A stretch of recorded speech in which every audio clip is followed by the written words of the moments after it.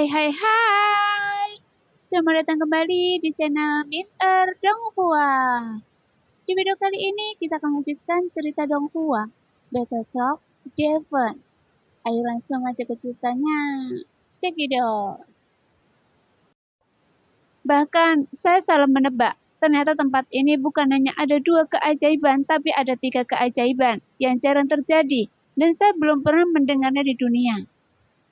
Xiaoyan tahu bahwa Zanlo yang selalu tenang pasti menangis sekarang, karena memang tidak mudah membuat Zanlo yang selalu tenang setiap saat menjadi bersemangat.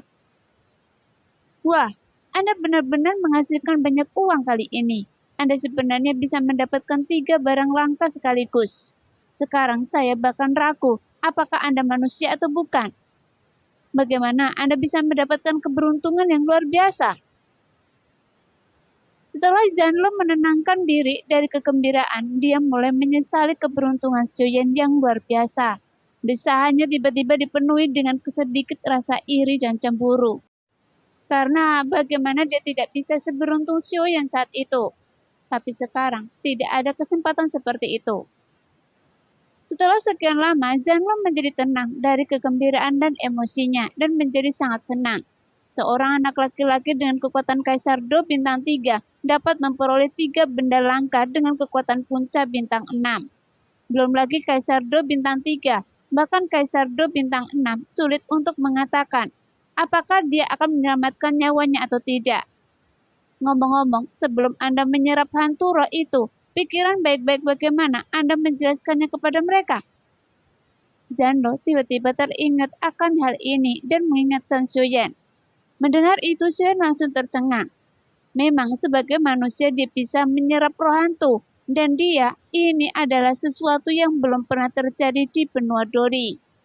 Jadi Xiaoyan mengerutkan kening dan ekspresinya menjadi sedikit serius. Pada saat ini, Zanlo tiba-tiba merasakan gerakan tak terlihat dari atas menara. Apakah dia akan menerobos? Zanlo berpikir dalam hati. Lalu, apa yang Anda lakukan berdiri diam? Meskipun sekarang hanya ada 2 garis keturunan, tapi Anda akan memiliki 3 garis keturunan di masa depan. Jadi Anda dapat menemukan cara untuk menjelaskan sendiri hal-hal kecil ini. Zanlo buru-buru menjatuhkan kalimat dan segera terdiam. Apakah ini masalah sepele? Xiaoyan hampir tercekik oleh kata-kata Zanlo dan tidak bisa pulih untuk waktu yang lama. Karena mampu memiliki api surgawi dan roh hantu adalah masalah kecil. Memiliki darah manusia dan iblis pada saat bersamaan. Apakah ini juga masalah sepele? Apakah umat manusia dapat menggunakan inti sihir untuk meningkatkan kekuatannya adalah masalah sepele? Jika berita ini tersebar, Xiaoyan percaya bahwa hal itu akan segera menimbulkan sensasi terbesar di benua Kaisar Do di zaman kuno. Bahkan mungkin saja dia ditangkap dan dibedah oleh kekuatan besar. Apakah ini juga masalah sepele? Tapi menurut kata-kata Zanlo, itu hanya masalah sepele yang membuat Xiaoyan terdiam. Xiaoyan merutkan kening dan berpikir lama, melihat rekan satu timnya mengalami hidup dan mati bersama. Sejak masuki ilusi terlintas di benaknya dan alisnya perlahan mengendur. Karena rekan satu tim yang bisa dipercaya menjalani hidup dan mati. Saudara yang akan mengikutinya seumur hidupnya. Apa yang harus dia khawatirkan? Apa yang tidak bisa dipercaya? Apalagi yang perlu disembunyikan? Jika Anda bisa menyembunyikannya untuk sementara, bagaimana Anda bisa menyembunyikannya selama sisa hidup Anda? Memikirkan hal ini, Xiaoyan melangkah maju dengan ringan. Saat ini semua orang melilingi roh hantu itu dan melihatnya dengan rasa ingin tahu. Namun Jenny menatap Xiaoyan dengan prihatin. Dengan kecerdasan Jenny, dia secara alami dapat melihat keterkejutan dan kekhawatiran Xiaoyan. Setelah tubuh roh hantu muncul, meskipun dia tidak tahu persis alasannya, intuisi wanitanya mengatakan kepadanya bahwa Xiaoyan sangat tersentuh oleh tubuh roh hantu di depannya dan bahkan memiliki beberapa kekhawatiran. Pada saat ini, Xiaoyan dengan penuh syukur melihat kembali ke arah Jenny dengan tatapan meyakinkan. Berjalan ringan melewati kerumunan dan berdiri di depan roh hantu itu. Kemudian dia merasakan bau roh hantu yang familiar. Memilah pikirannya yang agak bingung berhenti dan menenangkan diri dan berkata, "Ini adalah roh hantu." Setelah mengatakan itu, Suen tanpa sadar melihat ke arah teman-temannya. Roh hantu? Mengetahui bahwa benda ini ternyata adalah salah satu dari 3 benda aneh seperti yang diharapkan Xiaoyan. Semua orang terkejut sekaligus bersemangat.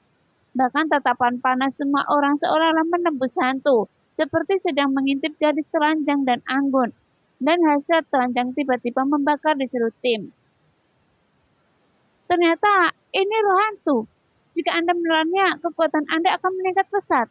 Kenapa saya bukan ras iblis? Kali ini Jijing dan Nana Ermi memanfaatkan saya. Feng Feng berkata sambil menoleh untuk melihat Jijing dan Nana Ermi dengan rasa iri terhadap mereka. Saya sangat iri pada Anda. Xiaoyan menepuk bahu Nan Erming dan mengatakan ini dengan senyuman hangat di wajahnya. Kalian berdua putuskan siapa yang akan menahapnya, kata Lei Salong sambil tersenyum. Mendengar itu jejak perjuangan muncul di sudut mata Nan Erming. Dia menggigit bibirnya, berbalik dengan tegas dan berkata kepada Zijing yang memiliki ekspresi penuh harap di wajahnya. Zijing, datang dan lahapnya. Mendengar ini, Zijing sangat terkejut dan ekspresinya berkembang dan gembira, tapi menghilang dalam sekejap. Tidak, roh hantu terlalu langka. Lebih cocok bagi Anda untuk melahapnya daripada saya. Anda pandai dalam pembunuhan dan serangan diam-diam. Peningkatan kekuatan Anda akan berdampak lebih besar pada tim. Analisis Nan Erming yang tenang membuat orang lain mengangguk setuju. Mendengar ini, Zijing tertegun sejenak lalu berkata, "Tidak, menelan roh hantu tidak hanya dapat meningkatkan kekuatan Anda, tetapi juga kekuatan jiwa Anda. Dan Anda membutuhkan kekuatan jiwa lebih dari saya. Jadi akan lebih tepat bagi Anda untuk melahapnya. Berhentilah berdebat. Anda harus melahapnya. Anda juga perlu meningkatkan kekuatan jiwa Anda untuk pembunuhan dan serangan diam-diam," desak Nan Erming. Pada saat ini, Suen yang berada di samping mau tidak mau merasa malu saat melihat semua orang berbicara dengan penuh semangat, dan bahkan memutuskan orang yang akan melapor hantu. Tenanglah. Suen mau tidak menyela, tapi dia tidak tahu bagaimana cara berbicara. Jenny yang selama ini memperhatikan Xiaoyan melihat Xiaoyan ragu-ragu untuk berbicara dan memberikan pandangan memberi semangat dengan mata berair. Dia pikir Xiaoyan akan memutuskan apakah Zijing atau Nan Erming akan melapor hantu itu. Setelah Xiaoyan berbatuk, dia mengambil keputusan dan berkata, "Ada sesuatu yang ingin saya katakan kepada semua orang." Kata-kata Xiaoyan menyela diskusi semua orang dan jarang sekali melihat Xiaoyan begitu berhati-hati. Jadi mata semua orang tertuju pada Xiaoyan, menunggu Xiaoyan mengambil keputusan. "Sebenarnya saya bisa menelan roh hantu." Xiaoyan berbicara dengan lembut dan terus menjelaskan. "Saya telah dibaptis dengan darah klan iblis, jadi saya memiliki darah manusia dan iblis." Tepat ketika suara itu keluar, tiba-tiba ada keningan yang mematikan semua orang, termasuk Jenny yang sangat memperhatikan sopan santunnya. Semuanya tercengang. Mata mereka membeku pada saat itu, menatap kosong ke arah Xiaoyan dengan wajah tidak percaya. "Tuan Muda Xiao, apa yang baru saja Anda katakan? Apakah Anda memiliki darah manusia dan iblis? Bagaimana ini mungkin? Ini bisa terjadi. Kapan benua Dodi pernah mendengar seseorang memiliki darah ras lain? Apakah kami mendengarnya dengan benar?" Meskipun ada terlalu banyak hal mengejutkan tentang Xiaoyan, kali ini terlalu sulit dipercaya. Bahkan Xiaoyan baru saja mengatakan ini. Sulit mempercayainya bahwa Xiaoyan memiliki darah manusia dan iblis. Jika ini benar, berarti Tuan Muda Xiao tidak hanya bisa menelan api surgawi dan roh hantu, tetapi juga inti sihirnya. Ya ampun, jika dia bisa menelan inti sihir, bukankah tingkat rumusnya akan meroket? Untungnya inti sihir tingkat tinggi itu langka dan mahal. Tapi dengan kekayaan Tuan Muda Xiao, apakah harga akan menjadi masalah? Jadi dalam hal ini, bukankah Tuan Muda Xiao kita kemungkinan besar akan menjadi orang pertama di benua Kaisar Do yang mampu meningkatkan kekuatannya seperti di zaman kuno? Untuk sesaat, semua orang berdiri membeku di tempat. Tidak berbeda dengan kerangka yang kebingungan di kejauhan. Saat ini suasana hati setiap orang tidak lagi bisa digambarkan sebagai mengejutkan, atau bahkan digambarkan dengan kata-kata apapun. Pemandangan itu menjadi semakin sunyi, begitu sunyi hingga nafas pun seakan terhenti. Hanya suara angin yang bertiup yang membuat suara tumpul. Namun Xiaoyan tidak menjelaskan mengapa dia menerima warisan garis keturunan iblis. Tanpa izin Janlo, Xiaoyan belum berencana memberitahu keberadaan pagoda Xinchen Suling dan Janlo. Terlebih lagi reaksi semua orang di luar dugaan Xiaoyan. Ya, teknik yang saya latih sangat membutuhkan roh hantu dan jumlahnya banyak. Melihat semua orang menatapnya dengan tatapan kosong, Xiaoyan tidak punya pilihan selain melanjutkan. Dengan ekspresi kaku di wajahnya dan sedikit kepahitan di sudut mulutnya. Telapak tangannya terkepal erat dan kukunya menembus jauh ke dalam dagingnya karena kekuatan tersebut. Namun kata-kata Xiaoyan membuat semua orang terbangun dari keterkejutan dan kebodohan mereka. Tuan Muda Xiao, tidak ada yang perlu dikatakan, karena keahlian Anda yang membutuhkannya, Andalah yang harus melahap hantu itu. Iya, apakah Anda masih perlu menjelaskan hal ini kepada kami? Anda adalah bos kami. Selama Anda membutuhkannya, tentu saja Anda yang melahapnya. Telan dengan cepat, kekuatan jiwa Anda adalah kartu truf kami. Xiaoyan sangat tersentuh oleh ketulusan semua orang dan arus sangat muncul di hatinya yang membuat nafas Xiaoyan bertambah cepat dan matanya menjadi sedikit basah karena akan terlihat munafik jika mengatakan hal lain saat ini. Jadi Xiaoyan mengangguk tanpa berterima kasih pada mereka karena itu akan mubazir dan juga mencari omelan. Omong-omong, terlepas dari fakta bahwa Tuan Muda Xiao sedikit lebih buruk dari kita dalam hal kekuatan, kita hanya tidak bisa mengejarnya dalam aspek lain. Semua orang bersinar dengan cahaya kekaguman yang tidak tara. Tuan Muda Xiao, Anda adalah idola kami. Xiaozhan dan Desa Long menghela nafas pelan, menggelengkan kepala dengan mengejek, melangkah maju dan menepuk bahu Xiaoyan dengan keras, seolah-olah 1000 kata berubah menjadi sederhana, dengan isyarat kekaguman dan pujian. Jenny memandang Xiaoyan dengan wajah bahagia, diam-diam memunculkan senyuman bahagia, seperti teratai salju yang mulia, mencerahkan pemandangan gurun. Feng Feng juga melangkah maju dan meletakkan telapak tangannya di bahu Xiaoyan. Pikirkanlah, pada awalnya kami sangat marah kepada Presiden karena mengizinkan kami mengikuti Anda. Tuan Muda Xiao, Anda benar-benar baik dan kuat. Pimpinan Erming yang tampan dan dingin sepertinya telah mencairkan es dan salju ribuan tahun, dan hatinya bersinar terang. Saya tidak tahu berapa banyak gadis yang iri dengan senyumannya. Saya ingin tahu apa efek pada Tuan Muda Xiao setelah menyerap roh hantu, dan saya menantikannya. Jenny tersenyum indah dan matanya yang indah bersinar. Apakah kami tahu jika Tuan Muda mencobanya? Mata Zijing yang memujanya berubah menjadi nyala api. Tuan Muda Xiao, cepat serap roh hantu itu, soalnya semua orang tidak sabar menunggu. Zijing melanjutkan, namun hidung mancungnya sedikit berkerut, terlihat sangat cemas yang membuat semua orang geli. Oke, Xiaoyan tidak bisa menahan senyum, merasakan perhatian semua orang, dan dia berencana untuk melahapnya di tempat. Dengan ancaman dari roh hantu roh, baik roh kebencian maupun tentara tulang, dia tidak akan berani bertindak gegabah. Namun tidak ada bahaya sama sekali. Dengan lampion lengan bajunya, dia menyapu pecahan tulang di mana-mana dan membersihkan area dengan bersih. Janlo, apakah Anda peringat roh hantu ini? Xiaoyan sangat bersemangat ketika dia menggulung roh hantu yang tidak memiliki kecerdasan dan mau tidak mau dia bertanya kepada Janlo. Hanya ada satu orang yang bisa mengendalikan roh-roh kebencian di dunia, dan itu adalah leluhur roh kebencian peringkat ke-17. Suara Janlo tiba-tiba terdengar, dan dia terdiam setelah menjawab pertanyaan Xiaoyan. 17?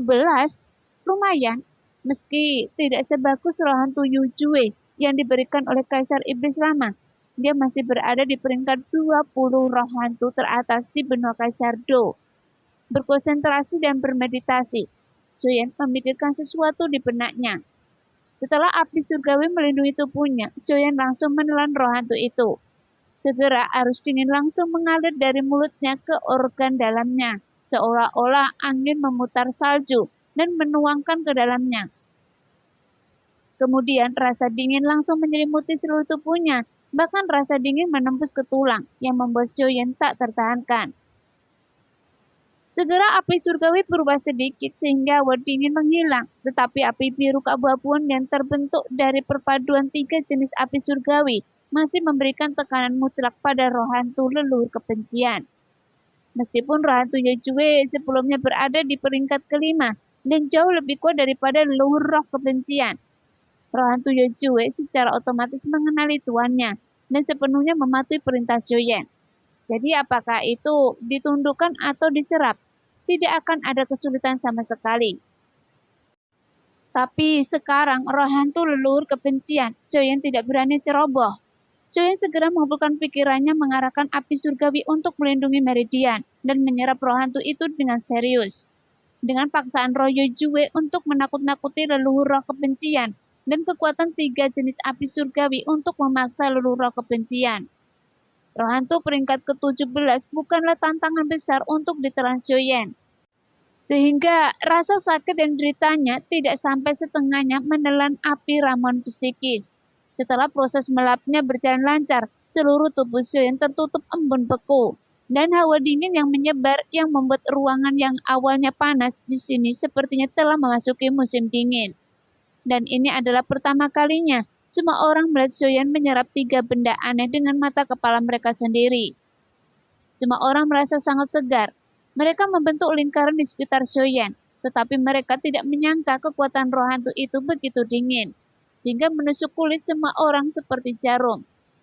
Namun karena udara dingin yang keluar begitu kuat, sehingga semua tidak tahu bahwa Xiaoyan menderita rasa sakit yang tidak diketahui di tubuhnya. Jadi semua orang memandang Xiaoyan dengan cemas. Setelah beberapa saat, kepingan salju mulai melayang di langit. Semakin banyak kepingan salju yang berjatuhan, dan ruangan itu tiba-tiba menjadi putih. Apakah Tuan Muda Xiao dalam bahaya? Xiaozan yang selalu ceria terlihat serius dan nadanya tidak berdaya. Anda bertanya pada saya, lalu saya harus bertanya pada siapa? Kata-kata Nan Erling lebih tidak berdaya daripada kata-kata Xiaozan, dan wajahnya yang tegas lebih dingin daripada angin dingin. Saya hanya bisa merasakan angin, bukan es atau api. Jadi saya tidak tahu apa yang terjadi dengan Tuan Muda Xiao. Feng Feng menggosok tangannya, berjalan dengan gelisah sambil berputar-putar. Lalu, apa yang harus saya lakukan? Jiying kehilangan ide dan kurva bergelombang yang disebabkan oleh kekhawatiran menjadi lebih jelas. Tidak ada rasa takut terhadap hidup. Kontrak darah antara saya dan dia bisa dirasakan, tapi saya tidak tahu tentang keadaan lain. Alis Jenny berangsur-angsur menegang, dan ujung roknya yang bergoyang tertiup angin sama berantakannya suasana hatinya.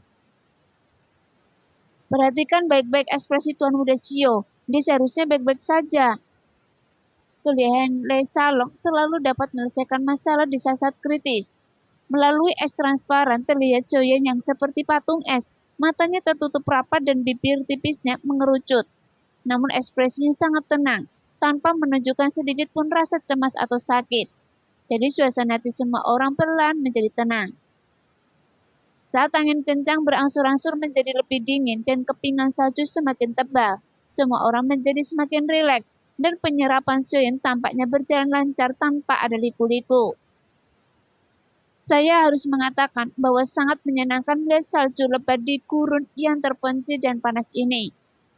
Xiaozan menepis butiran salju di tubuhnya dan berkata dengan gembira. Nan Erming selalu berbicara sedikit dan hanya melipatkan tangannya, menyandarkan kepala di atas tangan sejenak untuk memulihkan kepenatan sehari-hari pertempuran sengit. Jiying tak jauh dari situ menyilangkan lengannya yang hanya duduk menunggu dengan tenang. Wajah cantiknya bagaikan bunga mawar indah yang mekar di gurun pasir. Jenny memandang Xiaoyan yang seluruhnya tertutup es dan salju. Jari-jarinya bergerak sedikit gelisah dan dia tampak sedikit gelisah. Pakaian putihnya berkibar tertiup angin, seolah-olah akan meleleh ke dalam salju tebal di langit. Lei Salong berdiri di samping Jenny, Ekspresinya sangat tenang dan dia tidak tahu apa yang dia pikirkan. Feng Feng telah menyatu dengan angin yang seolah tak kenal lelah di gurun pasir, dan ini saatnya untuk merasakan konteks angin tersebut. Meskipun gurunnya kosong dan dingin, bulan dara bersinar miring terpantul di tanah es dan salju, bersinar dengan cahaya seperti mimpi. Waktu berlalu seperti ini hari demi hari, dan pikiran semua orang perlahan tenggelam dalam kultivasi mereka. Suatu malam, entah sudah berapa lama berlalu, terdengar suara klik di permukaan patung es yang tadinya tenang. Untuk waktu yang lama, dan retakan yang tak terhitung jumlahnya menyebar. Pada saat yang sama, energi dunia tiba-tiba bergetar dan kemudian permukaan patung es itu pecah menjadi serpian es yang tak terhitung jumlahnya. Sosok hitam naik ke langit dan aura puncak Kaisar Do Bintang 3 meledak, mengeluarkan suara menggelegar di udara. Setelah Xion melap leluhur roh kebencian, akhirnya dia keluar dari pengasingan. Merasakan kekuatannya, Xion tidak bisa menahan diri untuk tidak melihat ke langit dan mengaum. Dipromosikan lagi, benar-benar mesum.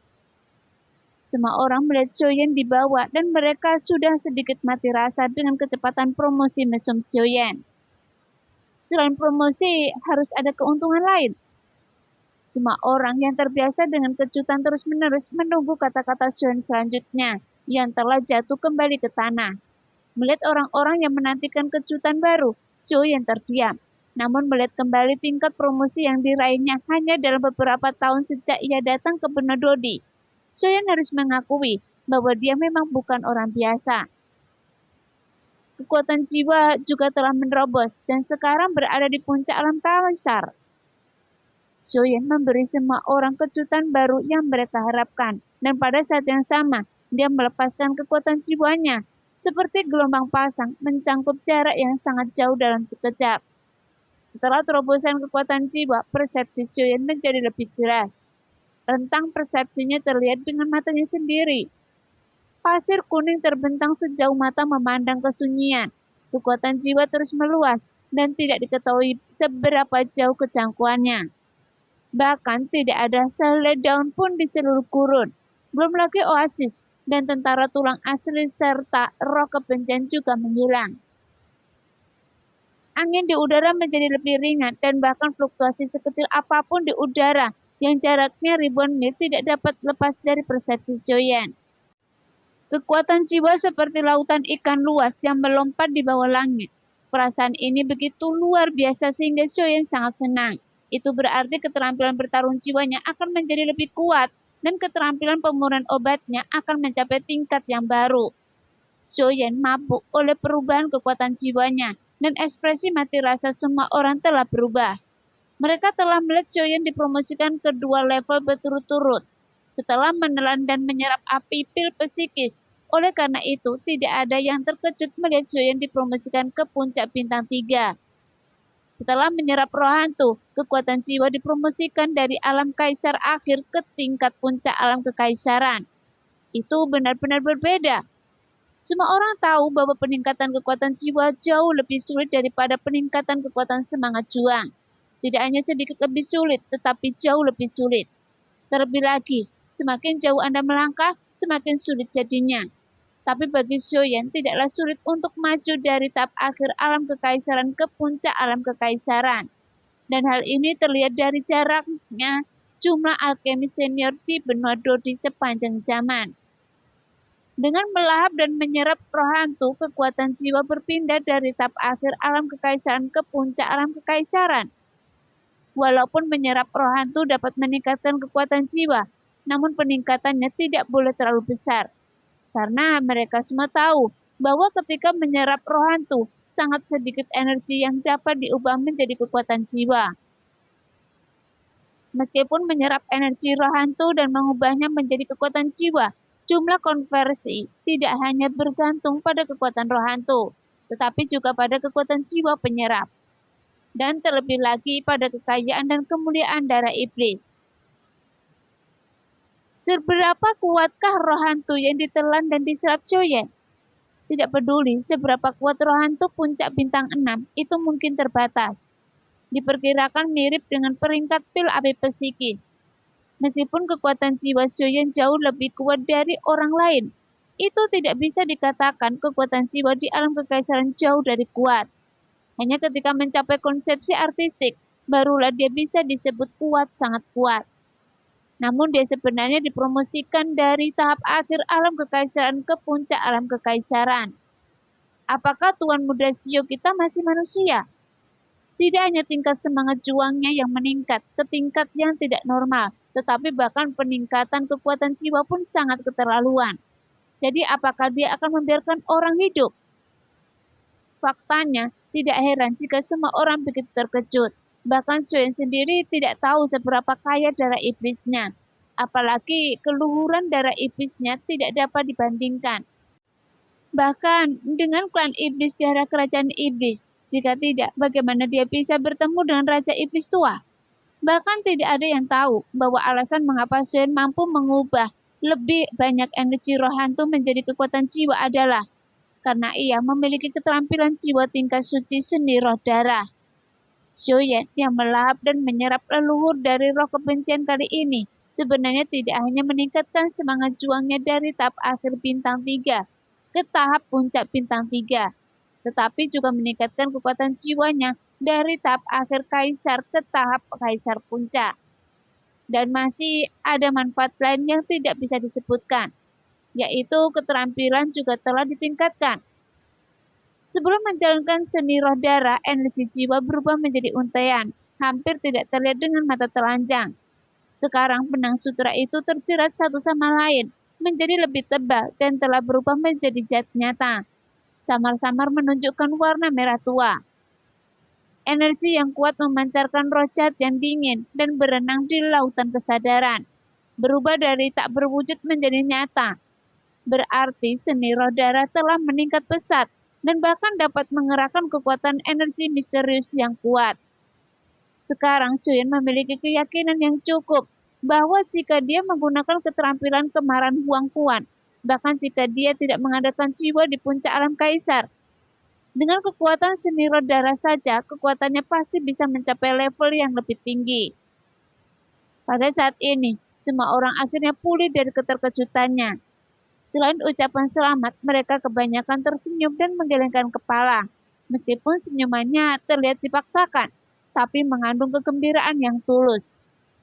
Sambil menggelengkan kepala, mereka semua memutuskan bahwa mereka tidak akan pernah terkejut dengan apapun tentang Xiuyan di masa depan.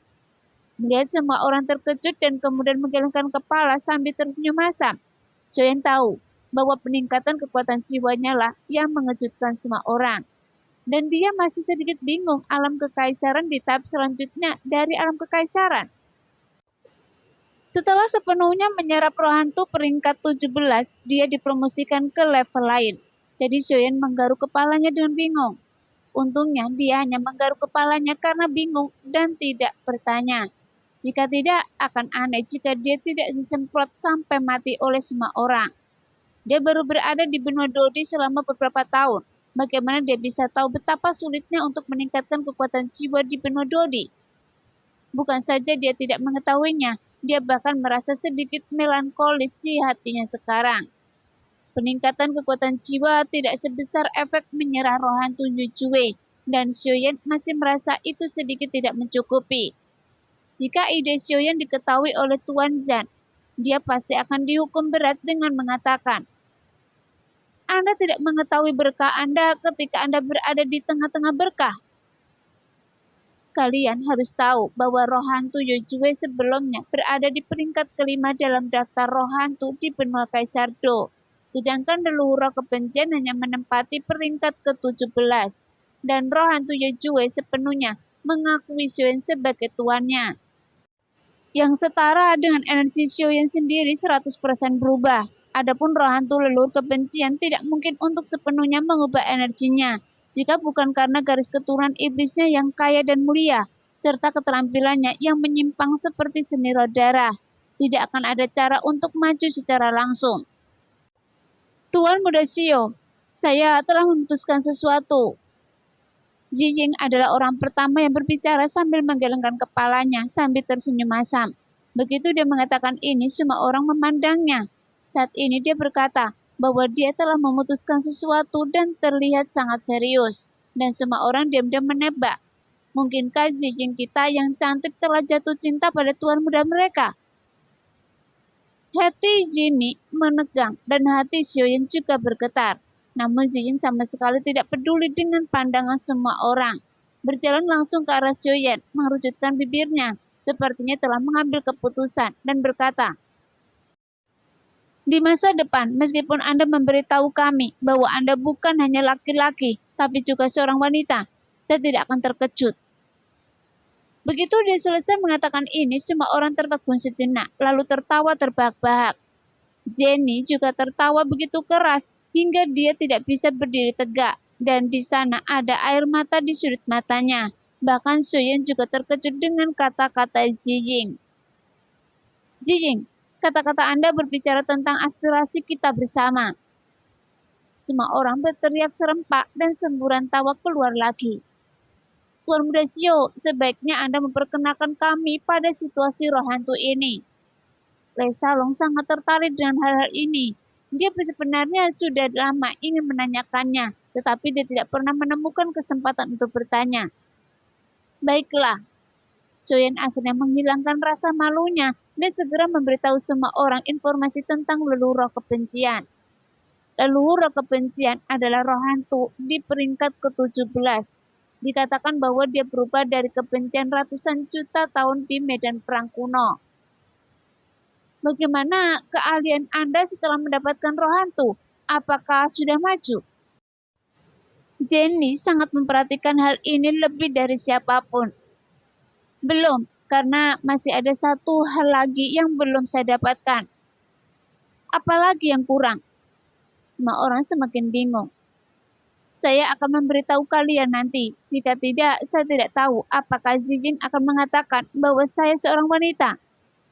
Xiaoyan juga membuat lelucon. "Tuan Muda Xiao, memberitahu kami saja. Apapun yang Anda katakan, kami tidak akan terkejut lagi. Tidakkah Anda melihat bahwa kami semua sangat penasaran? Jadi, puaskan kami sebentar." Zijin berkata sedikit. Faktanya dia bukan satu-satunya yang penasaran. Semua orang memandang Xiaoyan dengan penuh semangat, bertanya-tanya bagaimana perasaan mereka terhadap hal luar biasa seperti yang dikatakan Xiaoyan. Dipandang oleh semua orang seperti ini, Xiaoyan merasa sedikit malu dan dia berkata, "Sudah saya bilang, tolong jangan lihat saya seperti monster." "Jangan khawatir, Tuan Muda Xiao, saya tidak akan melakukannya. Meskipun apa yang Anda lakukan, mungkin Anda seperti monster." Nan Erming yang selalu menjadi orang yang tidak banyak bicara, tetapi ketika dia berbicara, dia selalu membuat orang merasakan hal yang sama, sehingga terdengar lagi tawa bahagia, dan Xiaoyan hanya bisa menggelengkan kepalanya. Zijing tersenyum dan bergegas ke Nan Erming, dan mereka saling memukul. "Lihat diri Anda, Tuan Muda Xiao beritahu saya secepatnya apa lagi yang kurang." "Segel spiritual," jawab Xiaoyan sambil tersenyum. "Hah? Segel roh? Masih bisakah Anda melap segel roh?" Semua orang yang baru saja mengatakan bahwa mereka tidak akan memandang Xiaoyan seperti monster. Sekarang mereka memandang Xiaoyan tidak hanya melihat seperti monster, tetapi benar-benar seperti melihat monster. Faktanya, semua orang tahu bahwa Xiaoyan menginginkan segel roh sejak mereka masuki ilusi. Tetapi mereka tidak tahu bahwa sebelum Xiaoyan dapat menelan roh hantu, mereka tidak memikirkan keinginan Xiaoyan untuk menelan segel roh sama sekali. Mereka hanya berpikir itu diperlukan untuk memurnikan obat. Sekarang mereka melihat Xiaoyan menelan roh hantu dengan mata kepala sendiri. Tentu saja mereka secara alami memikirkan, apakah Xiaoyan juga bisa menelan segel spiritual? Belum. Xiaoyan menjawab dengan jujur. "Belum? Apa maksud Anda?" Semua orang sangat terkejut. Tuan Muda Xiao memiliki 3 garis keturunan sehingga dapat melap api surgawi, roh hantu, dan segel spiritual. Ya Tuhan, Tuan Muda Xiao, Anda pasti akan menjadi orang nomor 1 di benua Kaisar Do selama berabad-abad.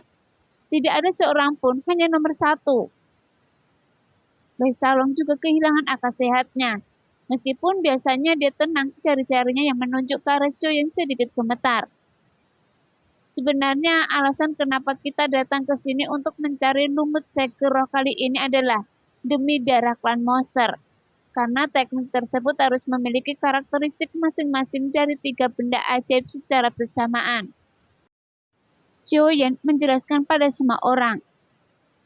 Sebuah keterampilan dia membutuhkan 3 jenis dari 3 benda langka untuk maju secara bersamaan. Jadi keterampilan menantang surga macam apa itu? Itu seharusnya merupakan keterampilan tingkat suci, kan? Serunan Erming. Apa yang Anda bicarakan? Bukankah bagus kalau Tuan Muda Xie memiliki keterampilan tingkat suci? Mengapa Anda begitu terkejut? Xiaozhan menegur Nan Erming dengan tidak setuju, dan kemudian dia mengumumkan sesuatu yang langsung menarik perhatian kerumunan. Nah, demikianlah cerita kali ini. Terima kasih sudah menonton video Min sampai selesai. Sampai jumpa lagi di video selanjutnya. Bye-bye.